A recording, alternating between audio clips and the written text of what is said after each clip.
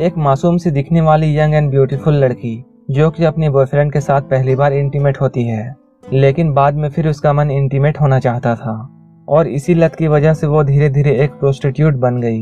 ये मूवी एक romantic drama movie है जो कि आपको जरूर पसंद आएगी। तो चलिए इस मूवी को शुरू करते हैं। इस मूवी के शुरुआत में हम इजाबेला नाम की एक लड़की को बीच में देखते हैं। वो बीच में न्यूड ही सनबाथ ले रही थी। तभी उसका भाई वहां आकर उसे बताता है, तुम्हारा बॉयफ्रेंड तुम्हें ढूंढता हुआ घर तक आया है। ये सुनकर इजाबेला उससे कहती है, इन सब के बारे में तुम मॉम को कुछ मत बताना। लेकिन इजाबेला की मॉम को सब कुछ पहले ही पता चल चुका था। घर जाने के बाद इजाबेला की मॉम उससे कहती है, अगर वो चाहे तो आज अपने बॉयफ्रेंड को डिनर पर ला सकती है। इजाबेला अपनी माँ को बताती है, उसका बॉयफ्रेंड थोड़ा शर्मीला है और वो इसके लायक नहीं है। इसके बाद इजाबेला अपने भाई के साथ बीच पर फिर से जाती है, जहाँ उसे फिलिक्स मिलता है जो कि नाइट पार्टी के लिए इजाबेला को इनवाइट करता है। रात को जब इजाबेला पार्टी में जाती है तब फिलिक्स बीच पर ही उसके साथ इंटीमेट होने लगता है। इजाबेला का ये फर्स्ट टाइम था, इसलिए ये सब उसे काफी बुरा लगता है, लेकिन वो कहीं ना कहीं फिर से इस चीज को करना चाहती थी। कुछ दिन बाद इजाबेला का बर्थडे आता है। अपने बर्थडे में वो फिलिक्स को नहीं बुलाती है। अगले दिन इजाबेला अपने डैड के पास जाने लगती है। इजाबेला के मॉम और उसके डैड का डिवोर्स हो चुका है। ये दोनों अब अलग रहते हैं, लेकिन इजाबेला हमेशा अपने डैड के घर आया करती थी। इजाबेला जब यहाँ से जा रही होती है तब रास्ते में उसे फिलिक्स दिखाई देता है। फिलिक्स को देखकर उसके चेहरे पर कोई भी फीलिंग्स नहीं आती है, वो उसे इग्नोर करती है। इस सीन को देखकर हमें पता चलता है कि इजाबेला फिलिक्स का सिर्फ यूज कर रही थी, वो फिलिक्स को बिल्कुल नहीं चाहती है। कुछ वक्त के बाद हम इजाबेला को एक होटल में जाते हुए देखते हैं, जहाँ उसे जॉर्ज नाम का एक बूढ़ा आदमी मिलता है। इजाबेला अब एक प्रोस्टिट्यूट बन चुकी है जो पैसों के लिए लोगों के साथ सोती है। इजाबेला ऑनलाइन साइट से लोगों को ढूंढती है। इसके बाद वो अपना समय निकालकर होटल में उन लोगों से मिलती है। उसकी मुलाकात जॉर्ज से होती है जो कि उससे कहता है वो एक यंग एंड ब्यूटीफुल लड़की है। कुछ बातें करने के बाद ये दोनों इंटीमेट होते हैं। अगले सीन में हमें इजाबेला का क्लासरूम दिखाया जाता है। वहाँ एक पोएम पर डिस्कशन चल रही थी। कोई कह रहा था ये पोएम समर के बारे में है क्योंकि लोग समर में खूब इंजॉय करते हैं। वहीं कोई कहता है ये प्यार ढूंढने के बारे में है। तभी एक लड़की बोलती है ये पोएम सैडनेस के बारे में है। इजाबेला को ऐसा लगता है जैसे ये पोएम उसके लाइफ को दर्शाती है।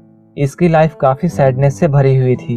इजाबेला खुशी ढूंढने की कोशिश करती है, लेकिन उसे खुशी नहीं मिल रही थी। इसके बाद इजाबेला अपने नए क्लाइंट को ढूंढती है। वो भी इसके साथ इंटीमेट होता है, लेकिन वो इसे पूरे पैसे नहीं देता है। इजाबेला जब अपनी बाकी पैसों के बारे में पूछती है, वो आदमी इजाबेला की मॉम को सब कुछ बताने की धमकी देता है। इजाबेला चुप हो जाती है क्योंकि वो कुछ नहीं कर सकती थी। इसके बाद वो अपने घर आ जाती है। इजाबेला की माँ उसे फिल्म देखने चलने के लिए कहती है, लेकिन इजाबेला का मूड नहीं होता है। वो अपनी माँ को मना करती है, लेकिन अपने मॉम के जिद करने के बाद वो अपने मॉम के साथ चली आती है। जब वो थिएटर पहुंचती है उसे वहां पर जॉर्ज मिलता है जो कि एक लड़की के साथ था। इंटरवल के टाइम पर इजाबेला जॉर्ज से मिलती है। इसके बाद वो दोनों अक्सर एक दूसरे से मिलने लगे। एक दिन जब इजाबेला जॉर्ज के साथ इंटीमेट हो रही थी, जॉर्ज को हार्ट अटैक आता है और वो वहीं पर मर जाता है। ये देखकर इजाबेला काफी डर जाती है। वो जब वॉशरूम में जाती है वहाँ उसे कुछ टैबलेट्स मिलते हैं जो कि जॉर्ज अपनी ताकत बढ़ाने के लिए यूज करता था, और इन्हीं टैबलेट्स की ओवरडोज की वजह से उसकी जान चली गई। इसके बाद इजाबेला वहाँ से चली जाती है। जब पुलिस को इसके बारे में पता चलता है तो पुलिस उससे पूछने के लिए आती है। पुलिस आकर इजाबेला की मॉम को उसकी सच्चाई बताती है। उसकी मॉम को पुलिस की बातों पर विश्वास नहीं होता है। तभी पुलिस अलग अलग होटल्स की कैमरा फुटेज उसे दिखाती है जहां वो क्लाइंट्स के पास जाती थी। ये देखकर इजाबेला की मॉम बहुत शॉक हो जाती है। साथ में पुलिस उसकी माँ को बताती है इजाबेला अभी 17 की है, इसलिए उसे कोई भी सजा नहीं होगी, उसे सिर्फ एक विक्टिम माना जाएगा। लेकिन जब इजाबेला घर आती है उसकी माँ उसे बहुत मारती है। इसके बाद इजाबेला पुलिस को स्टेटमेंट देकर छूट जाती है। इसके कुछ दिन बाद वो अपने फैमिली फ्रेंड्स के बच्चों को संभालने के लिए उनके घर जाती है, क्योंकि वो लोग उस दिन बाहर जाने वाले थे। जब वो लोग देर रात वापस आते हैं तब वो लोग इजाबेला को अपने घर जाने के लिए कहते हैं, लेकिन वो लेडी इजाबेला के काम के बारे में जानती थी, इसलिए वो खुद ही उसे घर छोड़ने के लिए जाती है। इसके बाद इजाबेला का थेरेपिस्ट के साथ सेशन होता है, जहां थेरेपिस्ट उससे पूछता है उसने लोगों के साथ सोना क्यों बंद कर दिया।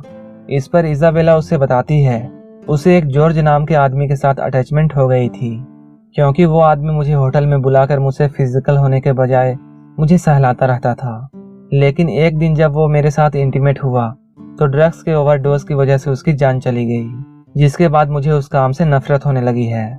इसके बाद इजाबेला अपने क्लासमेट एलेक्स के साथ रिलेशन बना लेती है, लेकिन एलेक्स के साथ उसे वो एक्साइटमेंट नहीं मिलती थी जो कि उसे अलग अलग क्लाइंट्स के साथ मिलती थी, और इसी वजह से वो कुछ समय के बाद एलेक्स के साथ ब्रेकअप कर लेती है।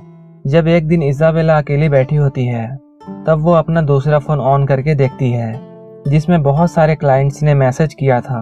उनमें से एक मैसेज जॉर्ज की वाइफ एलिस का था, जो कि उससे मिलना चाहती थी।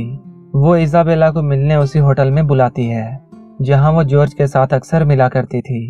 वहां पहुंचने पर एलिस इजाबेला से कहती है मैं तुम्हें एक बार देखना चाहती थी। वो कहती है मेरे हस्बैंड एक बहुत ही यंग एंड ब्यूटीफुल लड़की से प्यार करते हुए मर गए।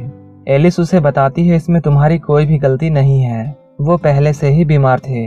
एलिस उसे बताती है जब मैं यंग हुआ करती थी तो बिल्कुल तुम्हारी ही तरह दिखती थी, मैं भी बिल्कुल यंग एंड ब्यूटीफुल थी। इसके बाद एलिस उसी रूम में जाती है जहां जॉर्ज ने आखिरी सांस ली थी, और वहां उसी बेड में लेटकर एलिस ठीक उसी तरह इजाबेला को सहलाती है जैसा जॉर्ज किया करता था। इस तरह इजाबेला को वहां नींद आ जाती है। जब वो नींद से जागती है तब एलिस वहां से जा चुकी थी। यहीं पर यह मूवी खत्म हो जाती है। इस मूवी में हमें इजाबेला की कहानी दिखाई देती है, जो कि अपने यंग एज में एक गलत रास्ते पर चली जाती है। इजाबेला ये काम करके बिल्कुल भी खुश नहीं होती है, लेकिन धीरे धीरे उसे जॉर्ज के साथ अच्छा लगने लगा था। दोस्तों, अब आप इस वीडियो को लाइक करके मेरे चैनल को सब्सक्राइब कर लेना, क्योंकि मैं इसी तरह की बहुत सी वीडियोस लाने वाला हूँ।